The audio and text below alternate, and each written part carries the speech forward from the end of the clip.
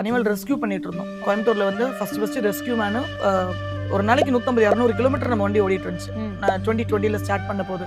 ஆனா அங்க பெரிய ஃபெயிலியர் என்ன எதிர்கொண்டோம் அப்படின்னா, ஒரு நாளைக்கு 10 ரெஸ்கியூ 12 ரெஸ்கியூ நம்ம தூக்கிட்டு வரோம்னா ட்ரீட்மெண்ட் பண்ணிடலாம். இன்னைக்கு குணமாகணும், உனக்கு கால் அடிச்சு தொங்கிட்டு இருக்கு, கட்டு போட்டேன், எப்படி உனக்கு கொண்டு போய் அதே மேட்டுப்பாளையம் மெயின் ரோட்ல அரோமா பேக்கரி கடையில் உன்னை எப்படி நான் இறக்கி விட்டு வருது? அடுத்த நேரம் அதுக்கு யாரும் சோறு போடுவாங்க, தண்ணி கிடைக்குமா தெரியாது, நீ படுத்தே இருக்கணும், நீ இடத்த விட்டு நகரக்கூடாதுன்னு எப்படி சொல்றது? உங்களுக்கு எப்படி புரிய வைக்கிறது?